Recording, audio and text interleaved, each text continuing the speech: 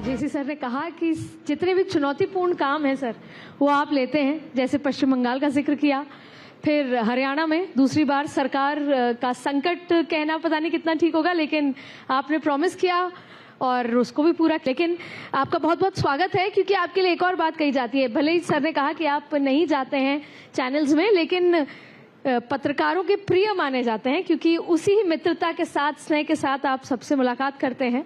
और अफसरों को डर लगता है, लेकिन कार्यकर्ता के प्रिय कैलाश विजयवर्गीय जी का बहुत बहुत स्वागत और एक बार जोरदार तालियां। धन्यवाद, बहुत बहुत धन्यवाद।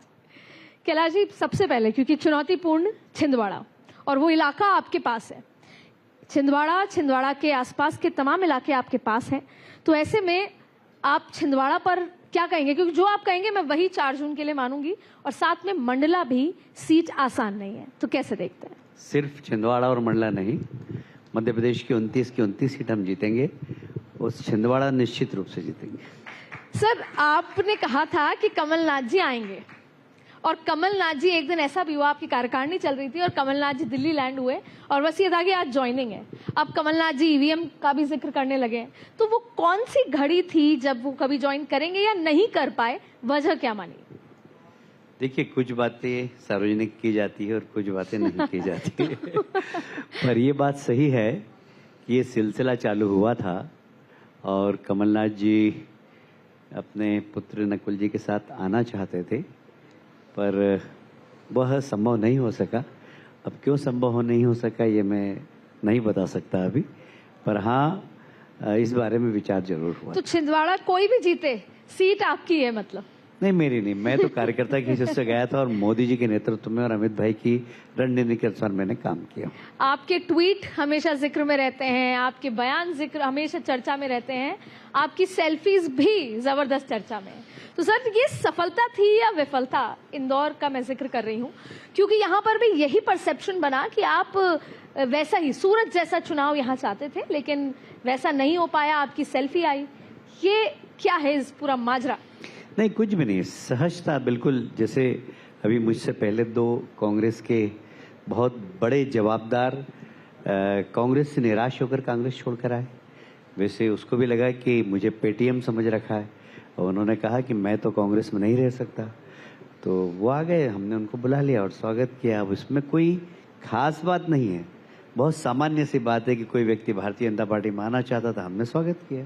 सर, गौरव वल्लभ जी का तो मामला ऐसा है कि वो विधानसभा चुनाव अगर जीत जाते तो शायद नहीं आते, वो नहीं जीते और उनको भविष्य भाजपा में दिखा तो वो आ गए। बहुत देर में उनको समझ आया। लेकिन अगर हम इंदौर अक्षय बम जी की बात करें, अगर वो अपना नामांकन वापस करते और 2 दिन बाद भाजपा में आ जाते, लेकिन भारतीय जनता पार्टी नेताओं का उनके साथ जाना, आपका उनके साथ जाना, सेल्फी खिंचवाना, नामांकन को वापस करना, ये कितना मतलब सही है? भाजपा भी इस पे आरोप, कांग्रेस भी इस पे आप पे आरोप लगा रही है, और क्या ऐसा बेहतर नहीं होता कि 2 दिन बाद ज्वाइनिंग हो जाती? वो आपसे सलाह नहीं ली ना हमने, इसलिए गड़बड़ हो गई। चलिए, विपक्ष के आरोप पे जवाब दे दीजिए। क्या वो कह रहे हैं कि ये सब कुछ प्लान था? कोई प्लान नहीं था, अचानक हुआ सब, और मैं फॉर्म वापस कराने गया भी नहीं जी। मैं उन्हें रास्ते में मिला, क्योंकि कुछ कांग्रेस के कार्यकर्ताओं ने उनको घेर लिया था जी। इसलिए मैं रास्ते में पहुंचा और हम लोगों ने बात की और सेल्फी खींची। ये बात सही है, और हमने ट्वीट कर दिया, पर वो ट्वीट इतना बड़ा चर्चा में आ जाएगा इसकी कल्पना मुझे भी नहीं थी।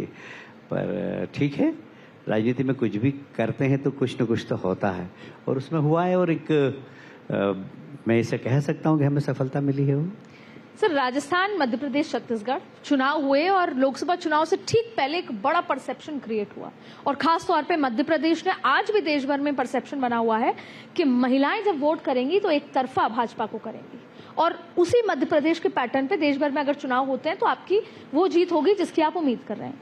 लेकिन मध्य प्रदेश में मैं जब वहां गई तो मुझे कुछ चीजें महसूस हुई कार्यकर्ताओं की, वो मैं आपके सामने रखना चाहती हूँ। पहला ये कि बहुत सारे लोग वहां बड़े चेहरे आने से और फिर कार्यकर्ता में से किसी को मुख्यमंत्री बनाने से कई बड़े नेताओं को निराशा हुई, उनके समर्थकों को निराशा हुई। तो क्या ये सारी चीजें आपको लोकसभा चुनाव में कहीं ना कहीं ऐसा लगता है कि कुछ आड़े आ सकता है या आया है? पहली बात तो मैं कि इस बात से सहमति नहीं हूं कि किसी को निराशा हुई, पहली बात। दूसरी बात इसलिए कि निराशा नहीं हुई लोगों तो लोकसभा में कोई असर नहीं होगा। देखिए, भारतीय जनता पार्टी को अंदर से समझने की आवश्यकता है। जी। हमारे कार्यकर्ता जब भारतीय जनता पार्टी में काम करते हैं तो एक आइडियोलॉजी के लिए काम करते हैं, कुर्सी के लिए काम नहीं करते हैं। ये हमारे लिए बहुत गर्व की बात है कि भारतीय जनता पार्टी एकमात्र ऐसी पार्टी है जिसके कार्यकर्ता आइडियोलॉजी के लिए काम करते हैं, व्यक्ति के लिए काम नहीं करते हैं, कुर्सी के लिए काम नहीं करते हैं।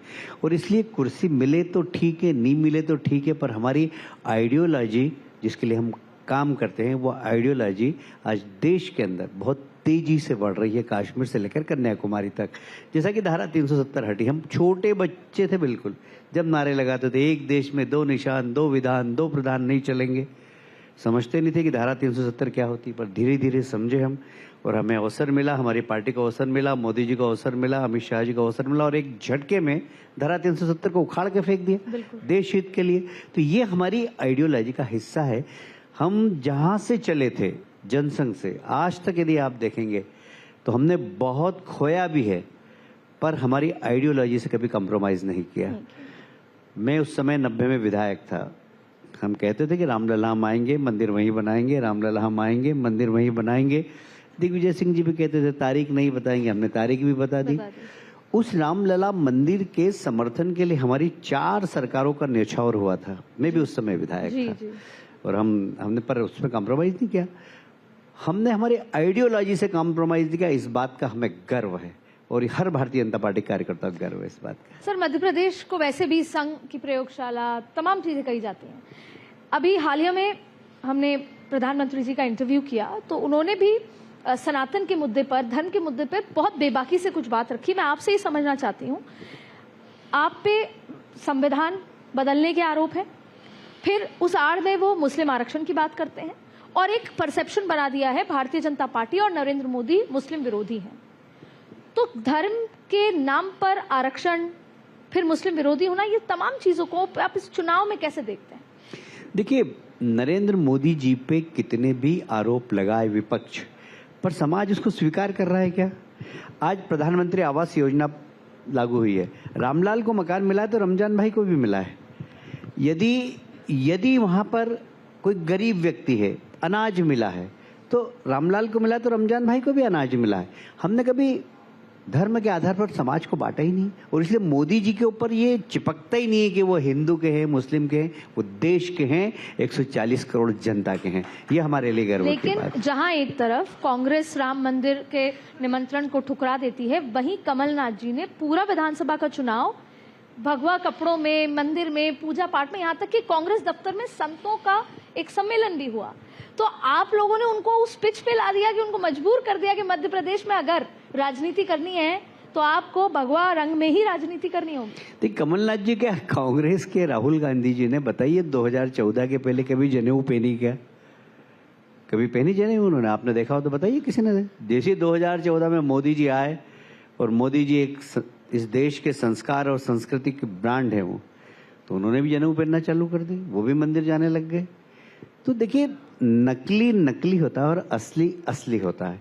जो कलदार सिक्का है ना वो खनकता है जी। और जो नकली है ना वो खटकता नहीं, वो खटखट बोलता है। और उसका... ये खटखट बोलने वाले सिक्के हैं, ये भले कुछ भी पहन लें, कुछ भी कर लें, जनता इनके ऊपर विश्वास नहीं करेगी, ये मैं दावे से कह रहा हूं। आपके एक चर्चित ट्वीट को मैं यहाँ पढ़ना चाहती हूँ। आपने कहा पश्चिम बंगाल और महाराष्ट्र की वोटिंग को लेकर एक्स पर आपने पोस्ट किया और लिखा कि रोहिंग्या घुसपैठियों वाले प्रदेश में मतदान 50% हुआ, हिंदू साम्राज्य की स्थापना करने वाले छत्रपति शिवाजी महाराज के प्रदेश में मतदान 25, कब जीतेंगे, तमाम तरीके का आपने एक लंबा ट्वीट। इसको कैसे देखें, कैसे समझें? देखिए, मैंने कभी कभी क्या होता है कि समाज का हम दर्शन करते हैं तो दुख भी होता है जी। इसलिए कि बंगाल में सुबह 11 बजे मैंने देखा 48 पॉइंट समथिंग पोलिंग हुआ और महाराष्ट्र जहां लोग जय शिवाजी जय भवानी बोलते हैं वहां पर 24% या 21-22% था। तो मैंने ट्वीट किया था उस वक्त, शायद इससे महाराष्ट्र की जनता, जो हमारे कार्यकर्ता थोड़े से उत्तेजित हो और मतदान बढ़े। मैंने देखा 3 बजे मतदान बढ़ा उनका। तो मैं ऐसा नहीं कह रहा हूँ कि मेरे ट्वीट का पूरे महाराष्ट्र पे असर हुआ होगा, पर हाँ कुछ लोगों ने देखा और उसका असर जरूर हुआ। आप समाज में कुछ भी करते हैं उसकी रिएक्शन होती है, उसका प्रभाव कितना होता है मैं ये नहीं जिम्मेदारी नहीं लेता, पर हाँ सही बात को बोलना चाहिए और मैं बोलता हूँ। आप इसको मेरी अच्छी बात माने या बुरी बात माने, पर सही बात को समाज में बोलना चाहिए और समाज को भी आईना कभी कभी दिखाना चाहिए। मैं बंगाल पे बात करना चाहती हूँ, लेकिन उससे पहले बिहार और महाराष्ट्र पे एक चीज समझना चाहती हूँ। ऐसा क्यों लग रहा है कि जहां पर मैंडेट कंफ्यूज्ड है, कौन सुबह होके किसके पाले में है, ये जनता को नहीं पता। वहां पर मतदान कम हो रहे हैं और ये नतीजा है कि मतदाता बहुत उत्साहित नहीं है।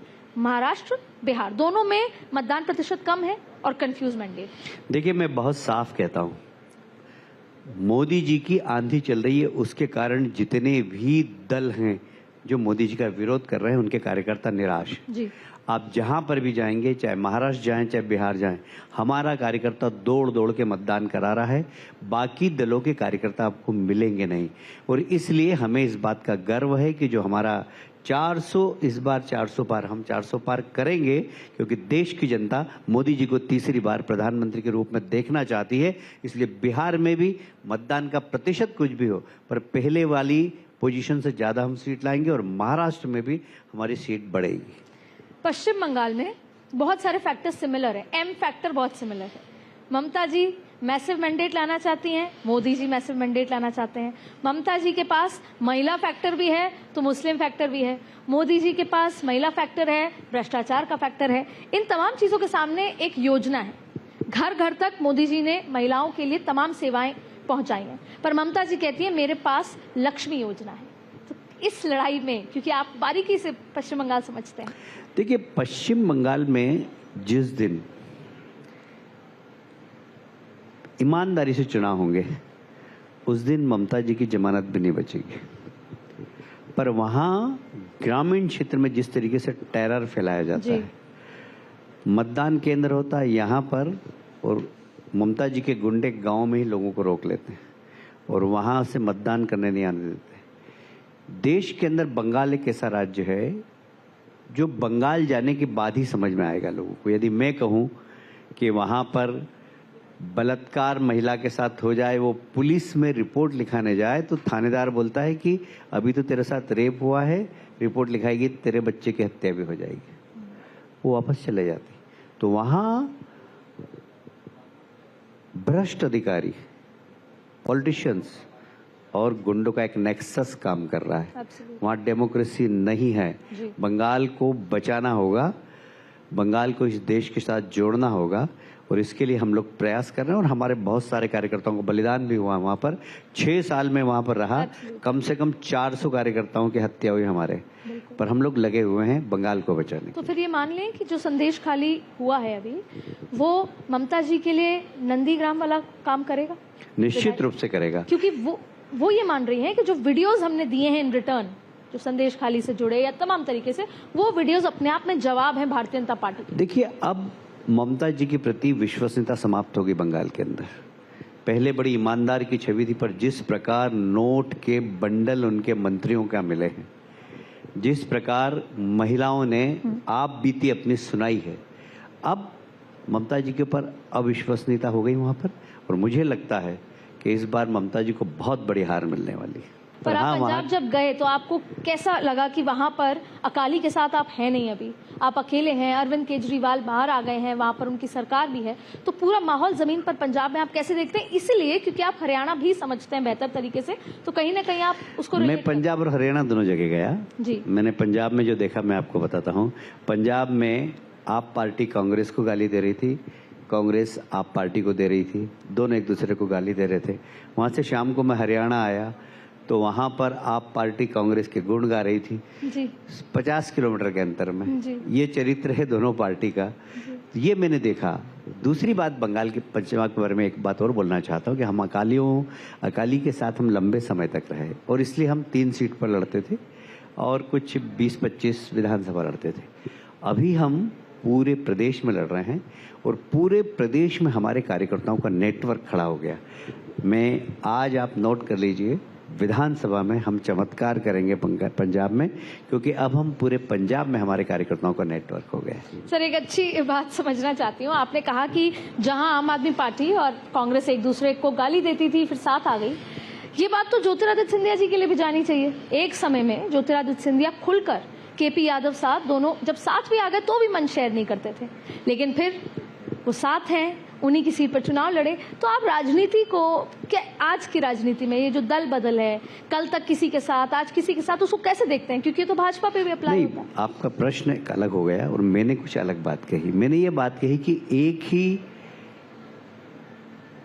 दो राज्य हैं, एक राज्य में आप पार्टी और कांग्रेस अलग अलग लड़ रही है जी, तो वहाँ एक दूसरे को गाली दे रहे हैं। हरियाणा में साथ में लड़ रहे हैं, वहाँ एक दूसरे की तारीफ कर रहे हैं। जो आप इंडी गठबंधन की बात करें, जैसे बंगाल के अंदर, बंगाल में भी सर ऐसा ही है। अरे ममता जी कहती कि कांग्रेस बीजेपी का एजेंट है, सीपीएम बीजेपी का एजेंट है जी, और यहाँ दिल्ली में आती है तो सीधे एकदम कांग्रेस के बिल्कुल एकदम कांग्रेस के बड़े नेताओं के साथ हाथ उठा करके और एकता का संदेश देती है। तो ये इस प्रकार ये लोग जो देश की जनता को ना समझ रहे हैं, इस बार देश की जनता इन सब लोगों को सबक देगी। तो फिर मैं इसको रीफ्रेम करती हूँ सर, कि जो नीतीश जी लगातार आरजेडी के साथ थे, वो एक दिन बीजेपी के साथ आ जाते हैं, यही बात है, सिमिलर ऐसी सी। देखिए ऐसा है जी, हम सब सौभाग्यशाली जिस युग में जी रहे हैं जहां मोदी जी इस देश का नेतृत्व कर रहे हैं। जी, आज मोदी जी का नेतृत्व इतना चमत्कारिक है कि कांग्रेस में काम करने वाला व्यक्ति भी कहता है कि यार मोदी जी नेता है। वो मजबूरी में कांग्रेस में भी काम कर रहा है, कम्युनिस्ट पार्टी में भी काम कर रहा है, दूसरी दलों में भी काम कर रहा है, पर मोदी जी को नेता मानता है दिल से। बिल्कुल। जहां उसको मौका मिलता है खट से निकल के आ जाता है और मोदी जी के साथ खड़ा हो जाता है। और इसलिए मोदी जी इस देश में एक चमत्कारिक नेता हैं जो किसी का भी हृदय परिवर्तन करने की ताकत है उनमें। और इसलिए इस प्रकार की घटना हो रही, ये बात सही है कि मेरा भी 40 साल का राजनीतिक जीवन है, इतना मैंने दल बदल कभी भी नहीं देखा जितना अभी हुआ है। और उसका कारण है कि मोदी जी के प्रति लोगों की आस्था।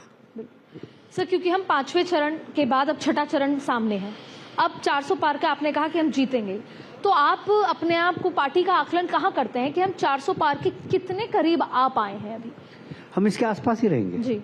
हम 380 भी आ सकते हैं और 425 भी आ सकते हैं जी, बतौर आप एनडीए का पूरा। हाँ, बिल्कुल एनडीए और हम मिलाकर 425 भी आ सकते हैं और 380 भी आ सकते हैं। पर मेरा एक परफेक्शन है कि हम 425-30 के आसपास ही आएंगे।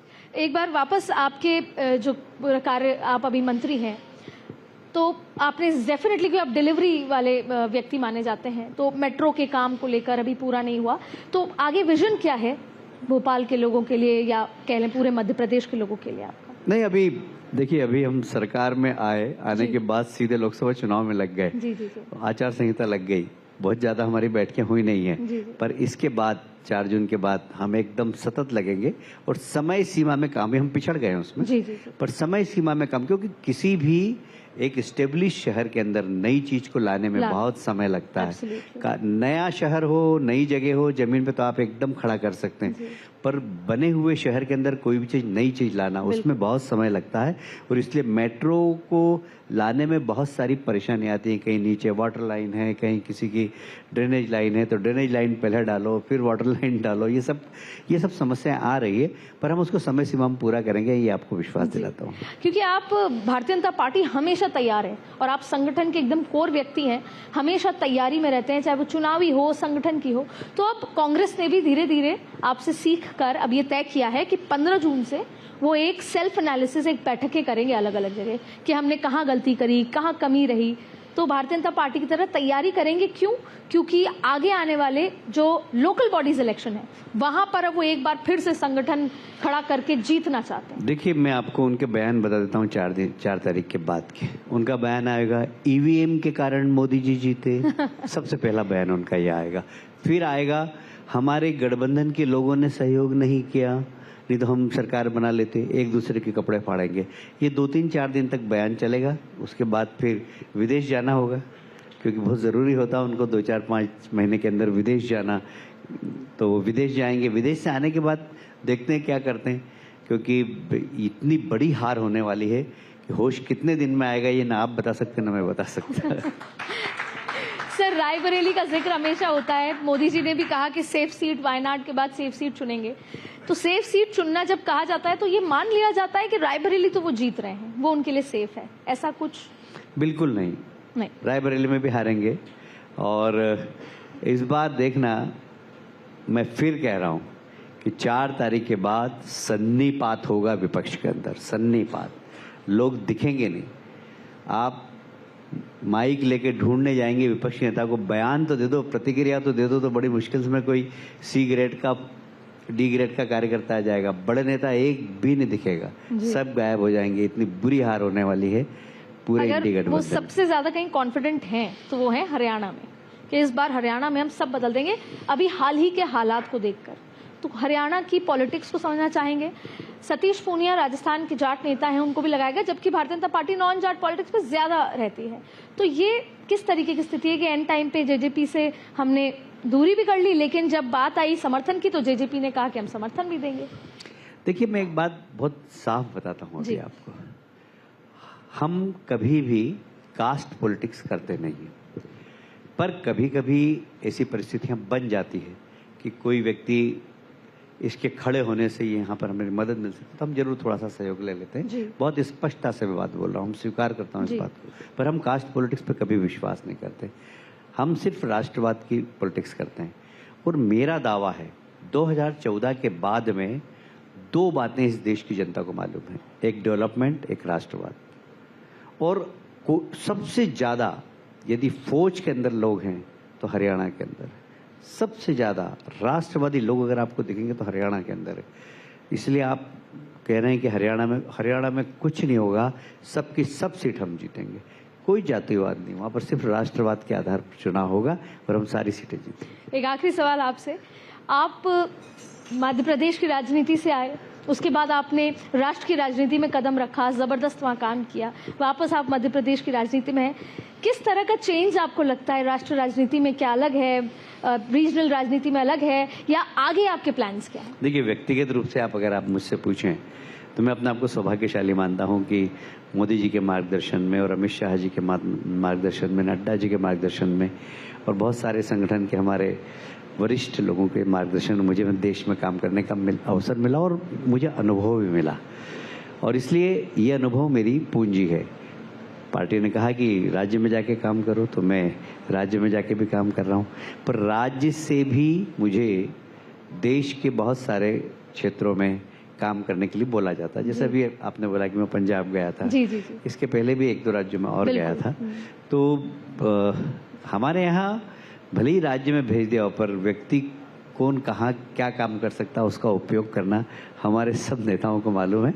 और हमें गर्व होता है कि ऐसी पार्टी है ये कि कहीं पर भी किसी को भी लगा दो, कार्यकर्ता ईमानदारी से काम करता है, कहीं फ्रस्ट्रेशन में नहीं जाता है कि मुझे सौभाग्य मिला कि पार्टी ने पहले देश सेवा करने का मौका दिया, अब राज्य सेवा करने का मौका दिया, मुझे एक वार्ड की सेवा करने का भी पार्टी मौका देना, तो मैं अपने आप को सौभाग्यशाली मानूं। शायद यही उदाहरण है कि एक असली कार्यकर्ता मन से, दिल से क्या होता है, क्या सोचता है। कैलाश विजयवर्गीय जी के बहुत बहुत स्वागत है आपका। धन्यवाद और अमृता जी। बहुत बहुत शुक्रिया भारत 24 के मंच पर यहाँ। बहुत बहुत धन्यवाद।